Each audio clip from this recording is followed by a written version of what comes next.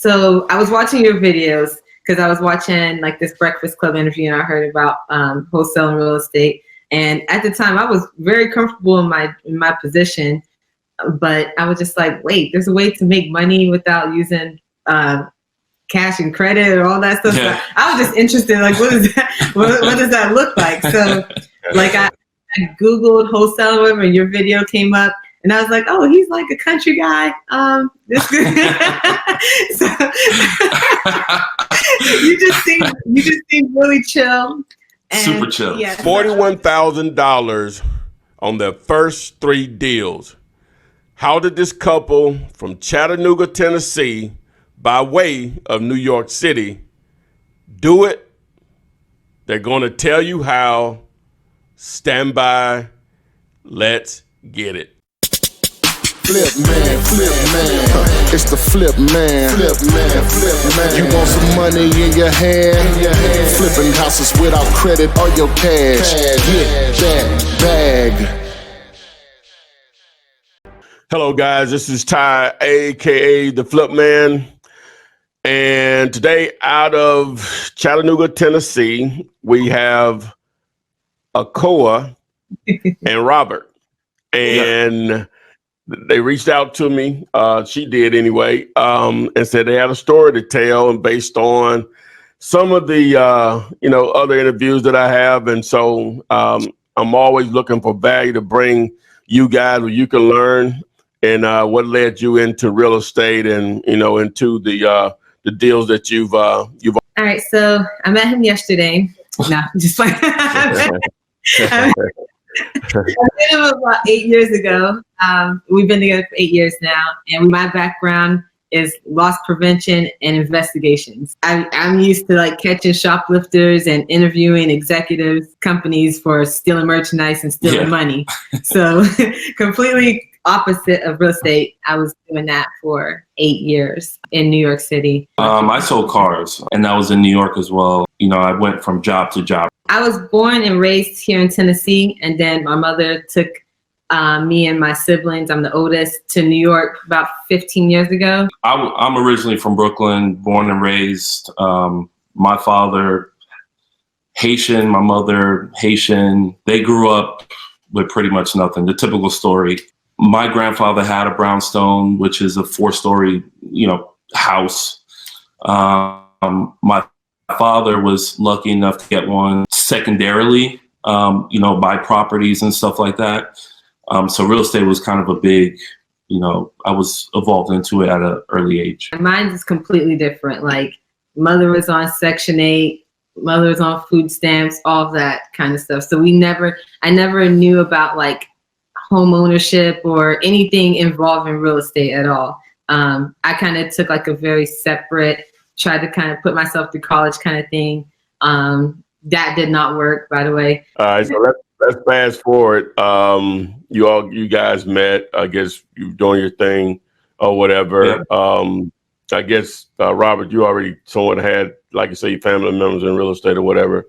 But what led you to this? To be honest with you, I came home one night and I remember Ayoka she had like this deep voice guy on the laptop. It ended up being you. So she would religiously, like stalker, like watch all your videos, everything that you would put out, emails, everything. And I'm like, I'm making good money selling cars. I'm not going to pay attention to this, but a month after selling 22 plus high dollar cars, the company got sold and new ownership just wanted, new people. So I came home and backing up from that a little bit, right before he, so I was watching your videos because I was watching like this Breakfast Club interview and I heard about wholesaling real estate. And at the time I was very comfortable in my position, but I was just like, wait, there's a way to make money without using cash and credit or all that stuff. Yeah. So I was just interested, like, what is that? What does that look like? So Googled wholesaling and your video came up. And I was like, oh, he's like a country guy. This so, you just seem really chill. And super chill. I bought signs. This is prior to him getting fired, like maybe like a week or 2 weeks. And, you know, I ordered the signs off of, I think it was Dirt Cheap Signs that you. Thanks for the discount, by the way. Yeah, we were in Queens, New York. I was like, let's just go and try to put up signs. So we'd go around, put up signs. Yeah, nothing really happened with that. Like a lot of them got taken down or whatever. And then I was just like, well, you know, we could try to do this in Tennessee. So, because I have family down here, we would frequently visit like once or twice a year. So I don't know how it happened, but I just came up with this like master plan of like going down to the South for a little bit, taking a leave of absence from my job or whatever, and doing it. So that was our plan. He's the type of guy that needs to see the money first. So I'm definitely like, gotta see the money. If I'm like, I just go down there and I'll flip, I'll get a check, and then I'll show him, and then he'll be completely down. So Tuesday night, he's watching some of the videos with me and everything. At this point, he has to be all in because he ain't got no job. We were making cold calls and stuff in New York, and we came down here to 6 appointments. To one owner that I got prop stream deal you later from you. So then we were making cold calls that night. And this owner said, hey, yeah, I got 6 properties that he wants to sell. So we're like, let's buy the ticket now. So we booked the ticket, and this is like some magic thing because that next day, that Wednesday, we looked in our account and $2,500 just showed up. It's like insane. This was like $2,500 that I was supposed to get from like a tax return like last year. And I don't know, out of nowhere it just showed. So everything just kind of seemed, everything just kind of seemed like it just happened for a reason. So that money was enough to like pay our rent. Our rent up there was like $1,700. Okay, so you all flew down to Chattanooga to this particular appointment because you had already started targeting that market. So take us through how that went once you got down there. PropStream, I just want to say to everybody, if you do not have PropStream, you need to get it. Dealulator, the number one. So we were able to get a general idea of the location just by putting it into the application. We went there, and it was a lot at once because this was obviously our first appointment. So a lot of emotions, a lot of sitting in the car watching 1 or 2 of your videos real quick before we go knock on the door. Okay, so how did that turn out? Did you do a deal on that particular transaction, or how did that actually turn out? Yeah, we actually put them under contract, and then when we started like advertising to buyers, had this one buyer that I think we got off of like Homevestors or something. We called it Homevestors, but he kind of was a good perspective for us because he showed us that we were like too high, like with the mortgages and the house condition. Because at that time we didn't know a whole lot about repairs. Yeah, but long story short, those 6 houses, we had to go back and renegotiate with the owner, which he was happy to renegotiate. But unfortunately, because his mortgages were too high, if we would have known about sub-2s and stuff then at that time, probably would have went that route. But what you learned was more valuable than anything I can teach you, because it was from experience or whatever. So fast forward to what happened next after that, because I'm sure, were you all discouraged, or that gave you more fuel, or what? I think I got more fuel. How about you? Man, I was like, man, I was this close to getting 6 properties off of just one phone call.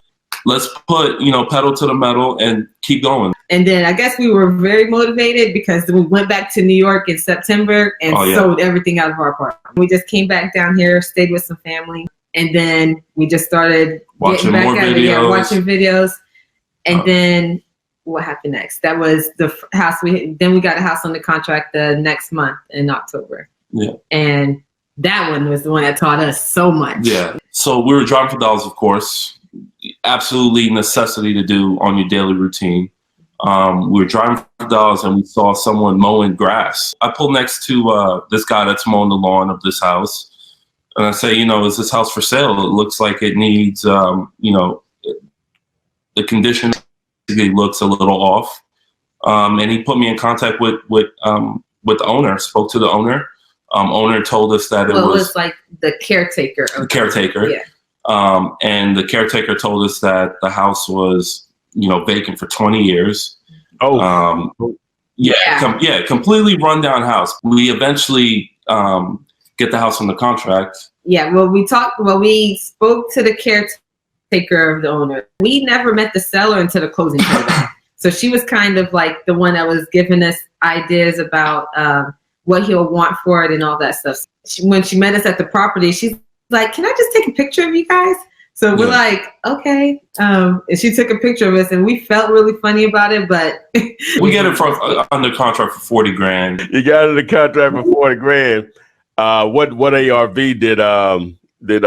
did you come up with? ARV is $120,000. This house would probably need maybe $30-40,000 worth of work. So we're like $80,000, and we'll wholesale it out to a buyer. Oh man, we were just so off. We started at 40, and when we got to the closing table, the owner was only getting like 9,000. So 40,000. You thought the ARV was 120, maybe 40 in repairs, so you had 80. We never spoke to the owner. We never spoke to her. We only spoke to her, which we put on the contract, sent it via email to her, and he signed it, sent it back. No earnest deposit. We know this local buyer. We didn't know him at all, but we knew that he had a lot of properties. Oh, we closed the deal and still never met him. How did you get the contract over to the seller? By hand, email, or what? Email. So what price did you all sell on? We were asking, I think, like 46 for it from the buyer, because we knew it needed a lot of work. When he saw it, he let us know that he was not willing to pay that at all. If we can get to $25,000, he would buy it. That would be his number. Yeah. So our first negotiation is cutting down this seller to about 18, the teens. Again, gives us no earnest deposit. Yeah, we didn't know about earnest deposits. The city comes by and places a condemned. He calls it and he's like, "Oh man, this just got condemned. I'm gonna need to cut the price." Yeah. We start realizing that this buyer knows everyone. Since he has so many properties, he has over 60, 70 properties in the city. When we talked to the city, they already knew everything. Like they've already talked to him. So we know, long story short, that he had set that up to get the property condemned. Right. There's where the hustle is. Wow. So you made $2,500 on that first check, on that first deal. I know you had some bigger paydays. If we just want to go through maybe I think you said you had a couple of them you made 22,000 on or whatever. And just if you would just go through one of those for us. So we come up to this house in a huge hot part of Chattanooga. It's 4 years delinquent, which should be the Christmas time for every real estate investor. Tax time is Christmas time. Worst house on the best block by far. How did you come across the lead? Drive for dogs. We see this house with overgrown brushes, literally just seen this property on the best block. And we drive an hour and a half and we go talk to this guy. So we go there and we roll up to him and he's like, the judge is supposed to help me with this. Everybody's telling him, "Hey, just wait. We'll take care of it. Just let it get to the auction day and then we'll take it." They're playing with this guy's mind, letting him think that he had extra time. And he's just like, "Oh, my house is, well, it's fine. It's not going to go to auction and the judge is helping me and this and that." This is our second deal, by the way. We made a couple visits to him. He's in a wheelchair. I'm 6'4" and I get low to his level. So, and I just tell him, "Listen, I want the house. What do I got to do? Your price, your terms. Let's get it done. It's going to auction. Let's get it done. What do you got to do? I have cash." So you had to have that same kind of straight up attitude with him. Anyway, we left with no contract, whatever. But we're like, we're going to come back. I give him all for $10,000 right now. He'll come back. We put him on the contract at $10,000. We signed it right in person. Right then in person. And while I gave him all the cakes, while he's happy and everything, so here's the contract for $10,000. He signs it. Then we get a phone call the next day. He's like, "I got another offer on the property, so I'm not going to accept your offer, but thank you." So this guy, he's like, the owner, he's like, "Oh, you guys can't offer him this. I offered him 30 or whatever." My margins are crazy on this house. I'll beat your offer right now. If I can do 40 right now, will you sign the contract? He's like, "Well, I'll sign the contract." So I said, "All right, what we'll do? Because I know this is going to happen. He's going to talk to this person, this person, that person. Everybody, it's going to be a bidding war till the end of time. The contract we're using, by the way, is your contract that we have 100% faith in. This buyer, anyway, ended up buying this house that we're talking about and another house we had under contract with a whole nother buyer. Yeah. Whatever. So it kind of worked out beautifully. Facebook Marketplace, the buyer came out, got to know him. How much on Facebook Marketplace? We actually marketed for 70, and then we gave them a little bit of space here or there. Yeah, because they took both of our deals. They took both of our deals. So another call, I'm sorry, from him saying, "Hey, thank you for your offer of 40 grand, but my friend Marty just offered me 45, so I'm gonna take his offer." The major part that happened is his friend called us and he said, "Hey, we see you gave I don't know if you guys are trying to wholesale this or if you're actually gonna buy it." And then he's like, "But I'm gonna take this to the finest attorney in the town." Charging $250 an hour. And this is the moment where we're like, we have to have ultimate faith in our contract. The friend calls us back a couple days later. He's like, "Well, your contract's legit, so I'll buy it out. I'll buy y'all out of it for 50 grand. And we're like, "No." Because now his friend knows that our contract's legit or whatever, after going to his attorney or whatever. For closing, we had to get a mobile notary to go out to this guy. And we're so nervous because he says, "Hold on, I got to call Marty." And he gives me the phone. I said, "No, I'll call him. You sit there, relax. I'll call him." Yeah. I said, "Hey, Marty, how you doing?" "Oh, yeah, you want to do 50 grand? I might be able to do 50 grand. Give me 2 hours and I'll give you a call back." So we just wanted everything signed and closed out on the sellers and got everything signed and closed out. Ended up making 22,000 on that one or whatever, but it was like so much that we went through to get this deal closed. What did you make on the other deal? You said you had another deal that you closed right before that one with the same buyer. Yeah, that one was tax delinquent as well. Going to auction, we made 16.5 contract with the seller for 11,000. She just wanted to get rid of it. 11,000. Yeah, right. And then we sold it to the buyer for 27. Easy. No. So basically, 2,500, 16.5. That's 19,000, 22.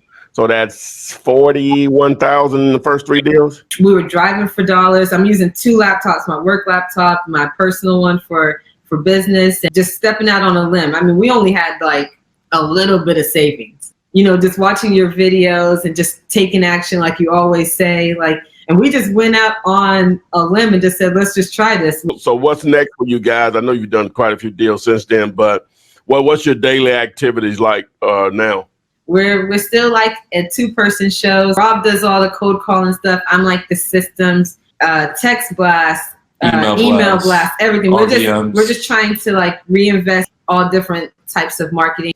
Anything you guys want to share before we get out of here? I have a lot of thanks to say to you and just your videos and just everything that you just everything that you just exposed for free. That's crazy, man. You should charge people, man. Seriously. Thank you so much, man. You're the best, man. No problem at all, guys. And again, we thank them for sharing their time with us. And guys, as I always say, we will see you on the flip side. Flip man, it's the flip man. You want some money in your hand? Flipping houses without credit or your cash. Get that bag.